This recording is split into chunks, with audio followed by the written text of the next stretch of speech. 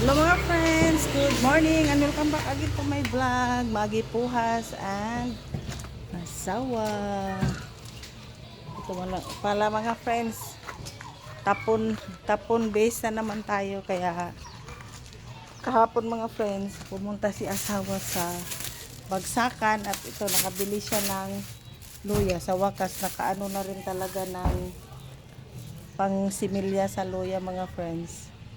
At dito pa naman kami ngayon sa tapon, kaya dito muna niya umpisahan maglagay ng luya. At ganito pala yung luya mga friends, pag yung marami na siyang dahon, anuhan siya, pulungan ba, para lumaki pa yung laman. At yan yung nilagay dyan ni Angelo na luya, yan. Tinanggal ni Asawa yung mga dahon. Ito na yung mga dahon mga friends, tinapon na dito ni Asawa. Dito yung garden namin dati, tapos binakbak na siya. Sayang naman yung mga lupa dito kasi mataba. Yan, naglagay na si Asawa. Comment lang kayo mga friends kung tama ba tong pagkagawa ni Asawa para magtanim tayo ng luya para may aanihin na naman. At ito pala yung mga alugbati. Halos araw-araw kinukuhanan ng dahon mga friends para hindi siya humaba ng husto. At yan, tumubo na rin yung kamuti tops. Yan niya ni Asawa, inano niya, piniko, ay binungkal niya yung lupa mga friends.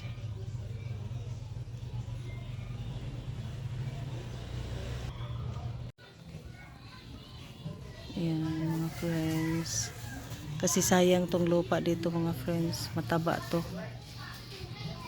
Malaki na rin tong marami na rin tong unod.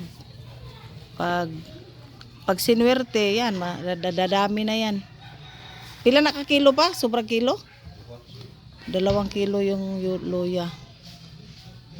Pag pag sinuwerte, baka magiging 20 kilos na yan. Yan, nabaon na lahat mga friends. Dilig-dilig naman ng konti. Huwag lang damihan kasi. Oh, kaning ganas no. Ganas nga cute. Pagkuhaon na sa mga baka. Walang magawa kaya luya planting. Hindi man ito pakainin. Kailangan daw magtanim kasi hindi naman daw pakakainin yan. Dilig-diligan lang paminsan-minsan. Ito marami pa para to sa bukid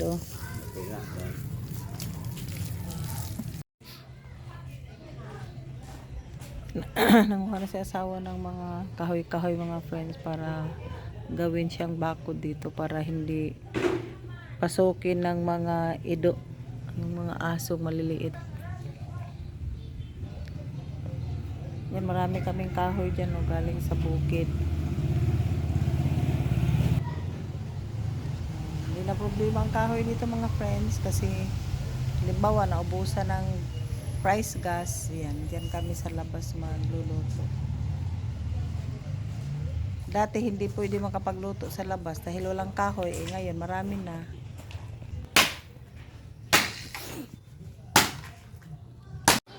Ito mga friends, yan, matigas kasi, naiinit kasi si Asawa pag walang ginagawa. Ang gusto niya na palaging pinapawisan, kaya so kung ano na lang naiisip niya ngayon, yan, kaya nilagyan niya ng bakod yung garden niya at nagtanim siya ng mga luya para may magawa naman siya, kasi hindi kagaya sa bukid na palagi siyang may ginagawa doon.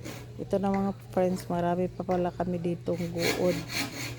Yung kawayan na makapal ba, yan ang gagamitin ng Asawa. Yang ilipak-lipak para gawin ditong bakod. At yan, tumulong na si Abby dyan mga friends, maghati-hati sa mga kawayan para naman madali lang matapos yung ginagawa ni Asawa. At para pagpawisan na rin yan si Abby. Yan, pumbati Abby. Para lumabas yung mga pawis mo kasi marami ka ng kolesterol. Hindi ka nagpapapawis. Kaya tama lang yan.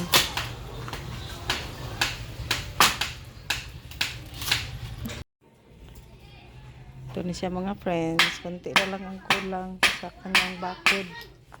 Para hindi na yung makapasok yung mga maliliit na aso.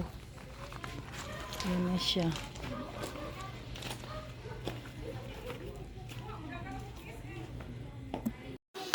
Ito mga friends, may dumating tayong blessing galing sa bukid.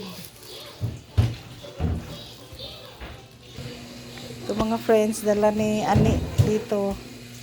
Yung asawa ng katiwala namin. O, bilis lang dumami ng ano, di silang kuha ng batong. Imo sa gulang tinuwa? Ah, pwede ra pod. Ito na lang natira sa ating saging na latundan mga friends. Yan, thanks for watching everyone. Di lang natin habaan ang ating vlog dahil ito lang naman ang ganap natin ngayong umaga. God bless po. Bye-bye.